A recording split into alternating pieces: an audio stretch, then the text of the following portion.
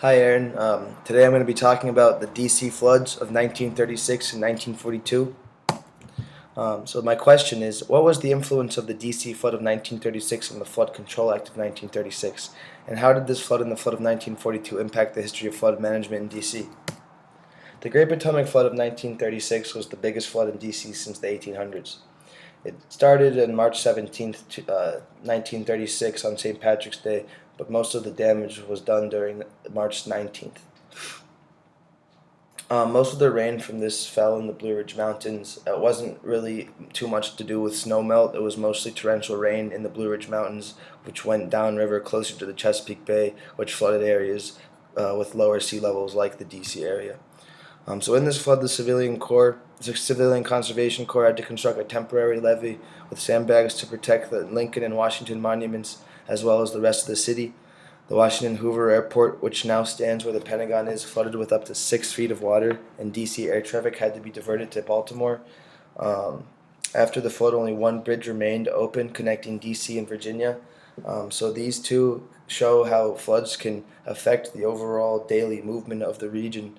As in DC, people live in DC, Maryland, and Virginia and commute to all three of those places on a daily basis, even in the 1930s. So just these obstacles from the flood greatly affect the daily movement and daily function of the city. This is more of a cultural element, but the flood resulted in the death and displacement of Washington's cherry blossoms. Um, while cherry blossoms don't have much to do with people's lives, they are a integral part of the Washington D.C. capital culture, and it is these cherry blossoms are a significant symbol of D.C. as the capital of this country, and when those were destroyed, it was a significant loss to the city. So here is some video of the flood.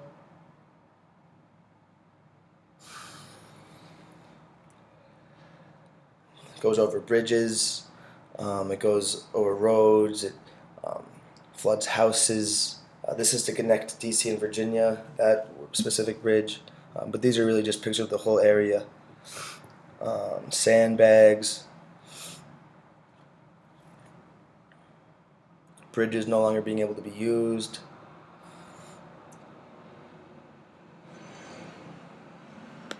The district was a mess. So here are some quotes. Looking over the parapet of the bridge, they beheld a wild scene. A boiling current rushing towards the bay and carrying with it small yachts and houseboats, cottages and shacks, beds and iceboxes, and a pitiful array of drowned animals and birds. This quote shows how these floods impact not only the natural environments that they go through, but the physical environment or the human environments they go through. That this image of all of this debris going downriver is really shocking, and it shows how these events impact the environmental and the human world. The second quote: Early today, groups of Riverside residents who had all lost all they owned warmed their hands over bonfires on the ridge separating the Chesapeake and the Ohio Canal from the river. The ridge was piled high with canoes, furniture, and clothes. At one point on the road which skirts the canal, a cottage was thrown against a lamppost. It was estimated that 35 cottages were either swept away or smashed to bits. Again, just shows the devastation that took place in people's lives because of this flood. It didn't only hurt the society as a whole, but individuals were displaced and hurt by this event, um, showing this the significance and impact that this had on the region. Also, during the DC flood, it was a part of many floods from March 9th to 21st, known as the East Coast, the Northeast flooding of 1936. So here's a quote to describe it. Two extraordinary heavy rainstorms. The depths of rainfall marked this period as one of the greatest concentrations of precipitation in respect to time and magnitude of area covered of which there is record in this country. At the time of the rain, there was also accumulations of snow on the ground for much of the region that were large for the season.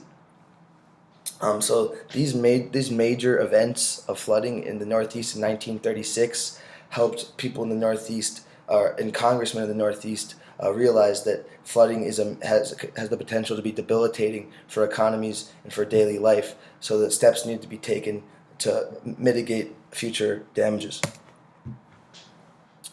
So the impact of the 1936 Flood Control Act, a part of the Great Northeastern Floods of 1936, Senator Copeland said you don't have to go out of the city of Washington to see the effects of the Great Floods. This is important because during this time in 1935 and the 1930s, there was a growing sentiment, especially among people in the Southeast, Tennessee Valley, the Mississippi River Delta, that we needed a nationwide flood control policies because of the damage that flooding wreaks on communities. But now that in the Connect in Washington, the politicians didn't really understand that. But now that they could actually see a flood damaging their own city in their own backyard, they thought that, hey, maybe we have to do something here. Helped Congress in Washington see what people in Mississippi Delta and southern parts of the United States had been seeing for years, and its ability to cripple entire parts of the nation. Villages and towns built on flats were overwhelmed. Old benchmarks were reached and surpassed. It is the area affected that appalls. From New England to the Potomac, scores of communities stand under water as their inhabitants row in boats past homes submerged to the eaves.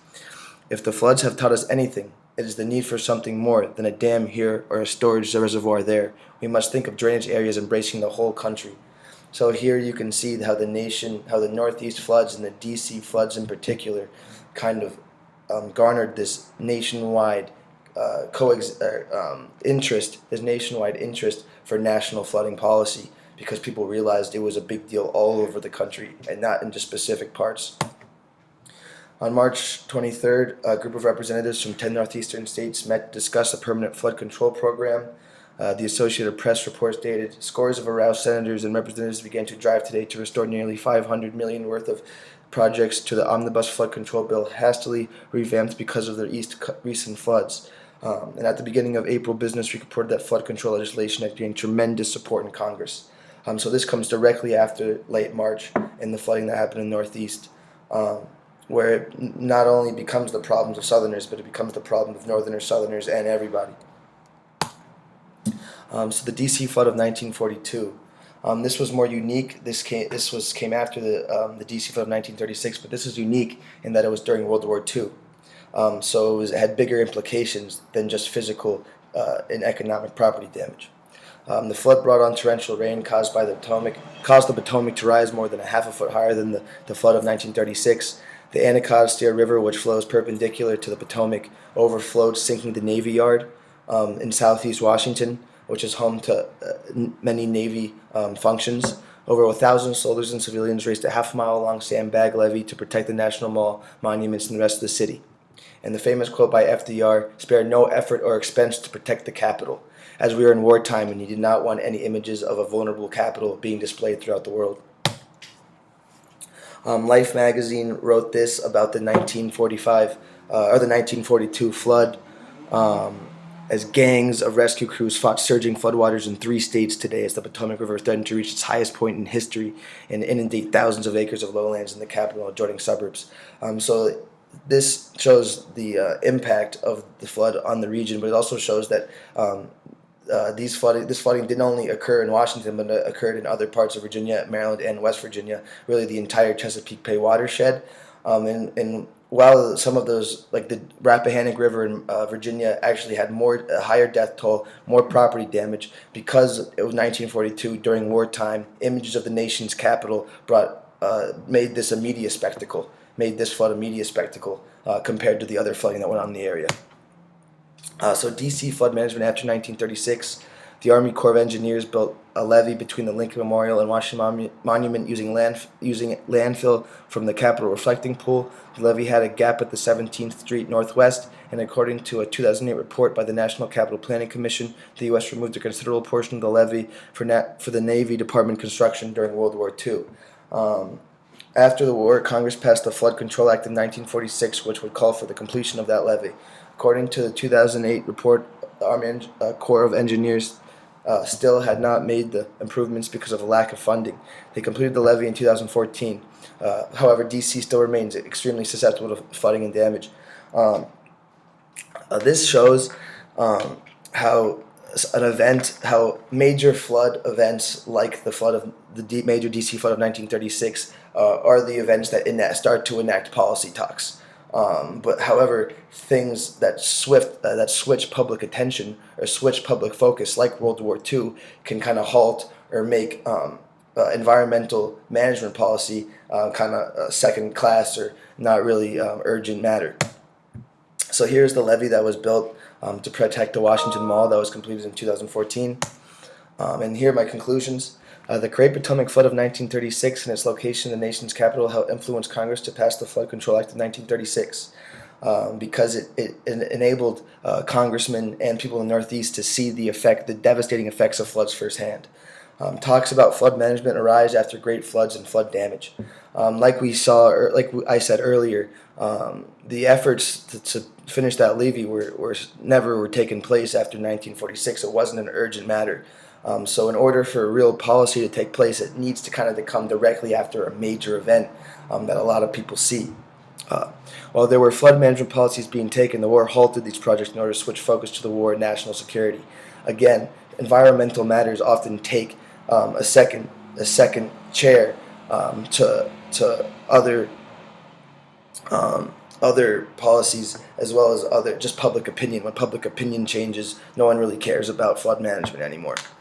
This suggests that just like everything else, flood management and environmental management are subject to politics and are not as urgent societal or political matters as other things as other political matters. That environmental policies and management are often not thought of as to be as important as other policies.